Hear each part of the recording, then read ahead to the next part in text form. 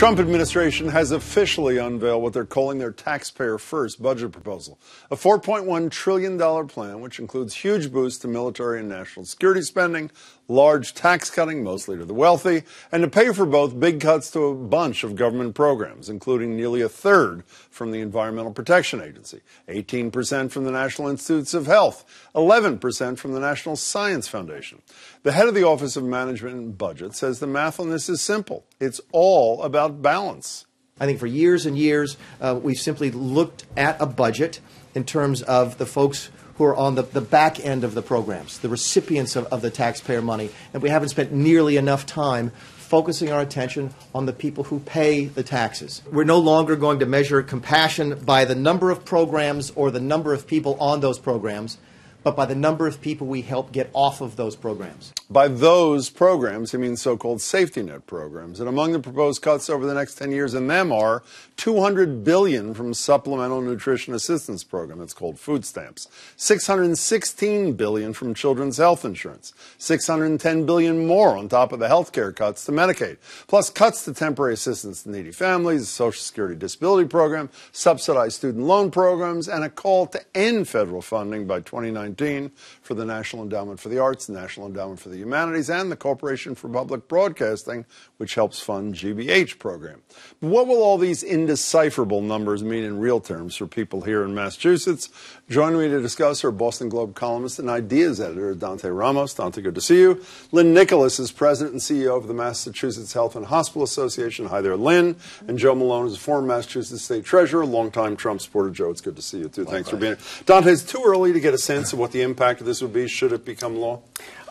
The budget process is where the legislature declares its independence from the executive branch. I don't think there's a lot of people who expect that this will be enacted exactly as But if it written. were. But the conclusion that you have to draw from this is this is the amount of sacrifice and cutting and kind of infliction of damage on a lot of different programs, including medical research and things that matter a lot in Massachusetts, that the president and others in the Republican Party are willing to go through to make room for tax cuts. And increase military spending. What does it do to your world, Lynn Nicholas? Well, healthcare is very disproportionately impacted. I mean, even if you think these are numbers and programs that don't affect you, they affect the people that work with you, your colleagues, your employees, and everyone needs healthcare at some time. So what specifically, give me an example of something that's at risk or in the chopping block if the Trump budget as announced today were to become law? Well, Medicaid, for example, Medicaid, and one can argue about Medicaid and how it's structured, but almost 25% of the people in Massachusetts are eligible for some help from Medicaid, which helps pay for their health care. It's more than 1.5 million people, yes, right? Yes, but over half of that are children. And so that's a very real area. And then the other really big one for Massachusetts, Dante mentioned, is the funding from the National Institutes for Health. We are built on research and innovation. That powers part of Massachusetts and the excellence of health care here. There are billions of dollars being taken from that. Particularly for like the MGHs, Children's Hospital, those sort of places. Well, yeah, and right? Massachusetts receives the second most funding in the country from NIH. And MGH receives the most funding as a hospital of any place in the country. Okay, so Mr. Former Treasurer, is your response so that's the price you pay for budget balance? So first of all, whether it's local, state, or federal, that budget that gets proposed is a long way from what we'll see. Yeah, but it's what Trump's vision is for America. Right. So now the bargaining begins. Now the horse trading begins. Sounds like you don't want to defend what he filed. No. I will defend this. That over the last 8 years under Obama, we went to the point where we doubled the national debt. That cannot continue because the most needy people in this country will be the ones who are hurt most when more and more of that pie chart is eaten up by debt service. That's a very bad trend that we're on. At least this administration now is saying we've got to get serious about living within our means or coming close to it. Last thing I'll say, the military hasn't received the kind of funding it's deserving of for the last 8 years. You have pilots who literally won't get in a military plane now because their life is in danger. Well, how about broken promises, though? Here's a tweet from Donald Trump in May of 2015, and there were others after it, just like this. I was the first and only potential GOP candidate to state there will be no cuts to Social Security, Medicare, and Medicaid.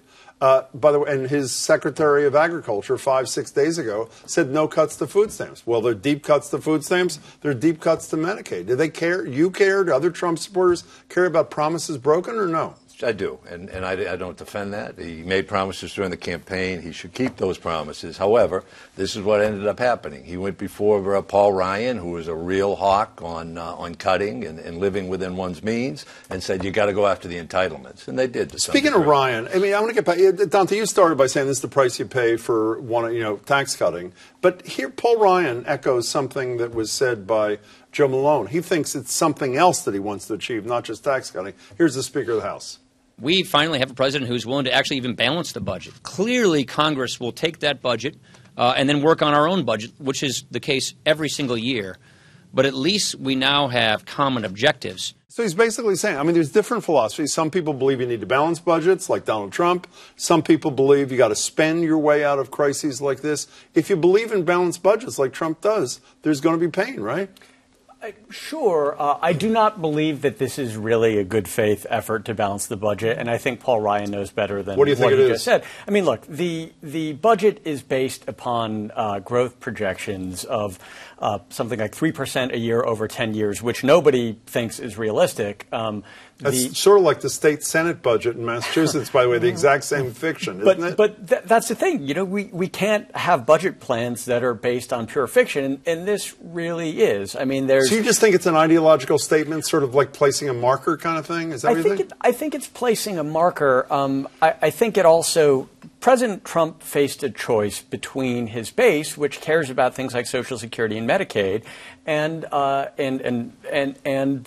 doing what Paul Ryan and some other, the Republican establishment and Republican donors wanted, and he chose the latter rather than the former. Well, also, even if you don't like the content of this thing, if you were to stop the average person in the street, I think an honest person would say the guy ran on huge increases in military spending. He maybe he said he wasn't going to cut Medicaid and these other things. Huge tax cuts. He said the largest tax cut ever.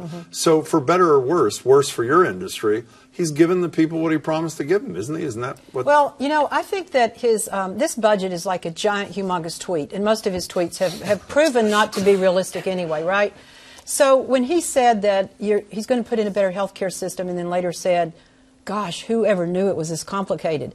That's the problem. It is really complicated. It needs a thoughtful approach, and you can't just take a sledgehammer to pieces of it. Obamacare could have been improved upon in a myriad of ways in a bipartisan fashion. So I think people thought this sounded good. Some of my own family voted for him.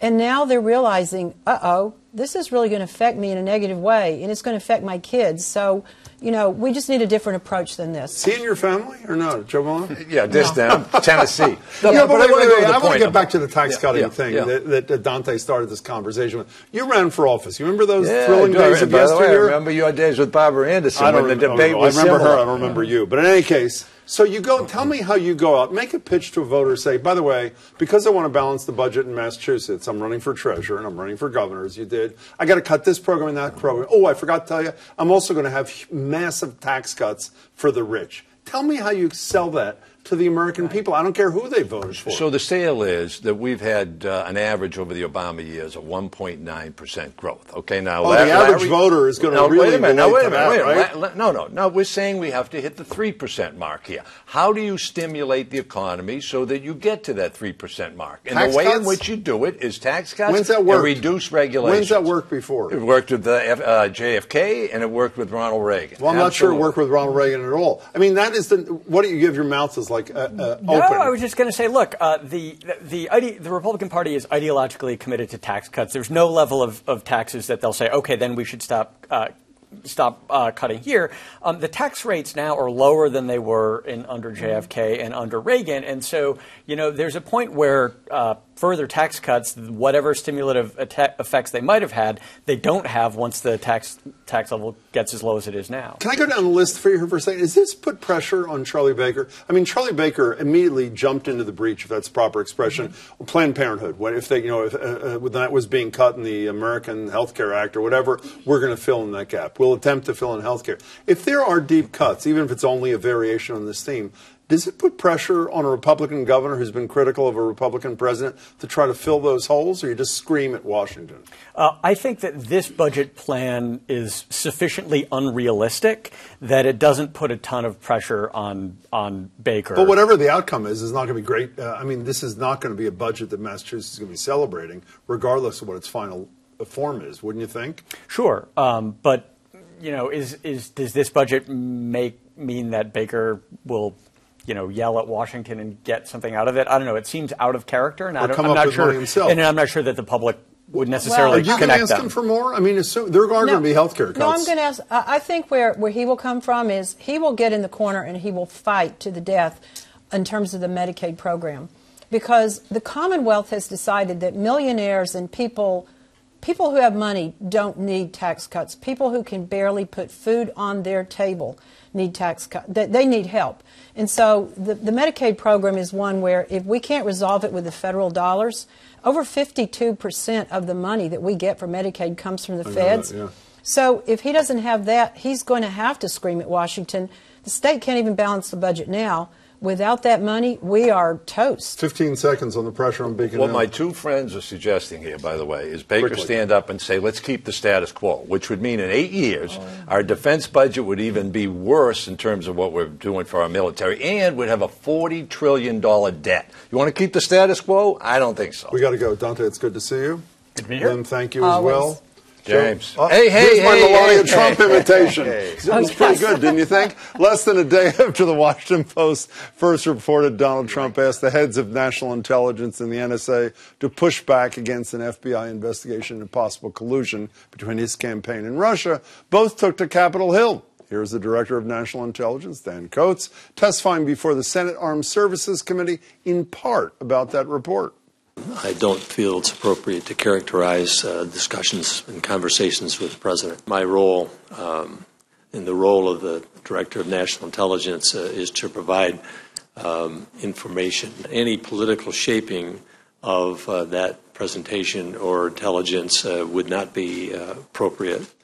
He could have simply denied the report, but he didn't. While Coates was in the hot seat in the Senate, former CIA Director John Brennan was in the same spot in the House, testifying before the Intelligence Committee, and he did not hold back. It should be clear to everyone that Russia brazenly interfered in our 2016 presidential election process. I was aware of intelligence and information about contacts between Russian officials and U.S. persons that raised concerns in my mind about whether or not those individuals were cooperating with the Russians either in a witting or unwitting fashion. I saw interaction and aware of interaction that again raised questions in my mind about what was the true nature of it. But I don't know. I don't have sufficient information to make a determination whether or not such cooperation or complicity or collusion was taking place. Now it's up to Robert Mueller to make the determination.